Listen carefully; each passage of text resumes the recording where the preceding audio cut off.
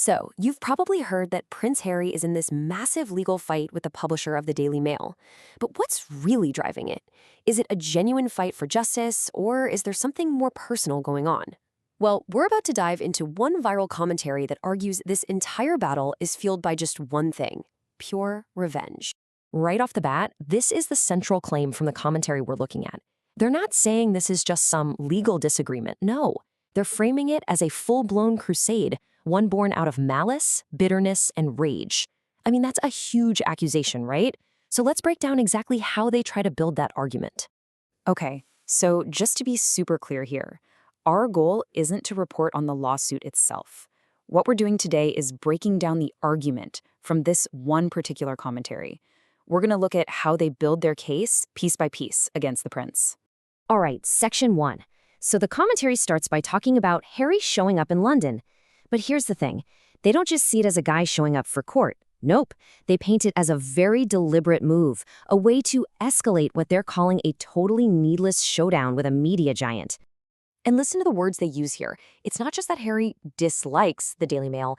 They call it a pathological hatred. I mean, that's some really strong language. It's a deliberate choice of words that completely reframes this whole thing from a legal fight into, well, a deeply personal, almost obsessive vendetta. And the commentary really hammers home just how high the stakes are. They call this whole thing a massive risk for Harry. Because if he loses, we're talking millions and millions of dollars in legal fees. It's a huge gamble, and the source basically says it's one he absolutely cannot afford to lose. Okay, so moving on from the money, the commentary then pivots to the family drama. The argument here is that this legal battle is causing some serious collateral damage, specifically with the royals. It paints this picture of Harry being totally alone, completely isolated while he's in London. So how do they back this claim up? Well, they point to two things. First, they say King Charles is straight up refusing to see him. And why? Apparently, there's this unwritten rule in the royal family. You just don't sue the press. And then there's Prince William. The commentary highlights that he just happened to travel to Scotland right then, framing it as the ultimate snub, a way to purposefully avoid his brother. All right, let's get into the nitty-gritty of the legal battle itself, because this is where the commentary gets really dramatic. It dives right into the courtroom stuff and paints this picture of an absolutely chaotic, explosive showdown, with bombshells being dropped left and right. And just to give you a sense of the scale we're talking about, the source throws out this jaw-dropping number: $50 million. That's the estimated total cost of this whole thing. It's a figure that's definitely meant to make you sit back and go, wow, really? And make no mistake, this is presented as a total head-to-head fight. On one side, you've got Harry's team alleging things like unlawful information gathering. But the publisher isn't just playing defense. Oh no. The commentary says they're coming back with some major accusations of their own. Things like dishonesty, fraud, and even conspiracy against Harry's team. It's a real slugfest.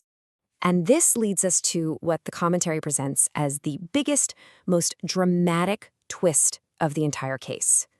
So, what's the publisher's secret weapon? What's their ace in the hole?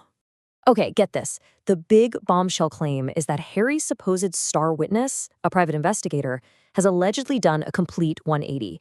He's now apparently claiming his signature was forged on some key evidence and that he never actually did anything illegal for the paper. The commentary presents this as, a potentially fatal blow to Harry's entire case. But the commentary doesn't stop with the legal stuff. It then takes a sharp turn and dives right into Harry's personal life. And it uses a recent social media post as Exhibit A for its next big claim, one about his marriage.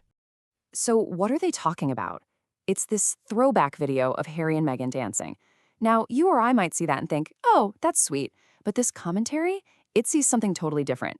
It sees a cold, cynical calculation. They literally call it nauseating propaganda and say it's all just an act to fake being happy. And to really drive the point home, they pull out a quote from Shakespeare. He doth protest too much. The whole idea here is that because they're trying so hard to look happy and in love, they must actually be the opposite. The source uses this to argue that their marriage is, and I'm quoting here, hanging by a thread. And the criticism just keeps coming. The source then claims that their young daughter was the one filming the video. They argue that this is basically dragging a child into what they call their fake showbiz world, all to help sell this image of a fake marriage. Pretty harsh stuff. So where is this all going? What's the big takeaway? Well, the commentary takes all these different pieces, the legal battle, the family drama, the social media stuff, and it weaves them all together to give a final, pretty damning verdict on Prince Harry's character and what's really motivating him. And they introduce a specific term for it: lawfare. They define it as when someone uses the legal system not to find justice, but to use it as a weapon, a way to shut down your critics and basically act on your own personal rage. And according to this source, that's exactly what Harry is doing. This all leads to the final character breakdown of Prince Harry. He's painted as this guy who's just consumed by rage and bitterness, who has too much time on his hands, and who's unfairly dragging old ex-girlfriends back into the public eye. And it all builds to this one really striking label. They call him the world's least happy millionaire. So after going through all the points from this one commentary, we end up right back where we started, with the big question they want you to ask. Is this really a fight for justice? A principled stand against the press? Or is it just a very expensive, very public way to silence critics? That's the question this analysis leaves you thinking about.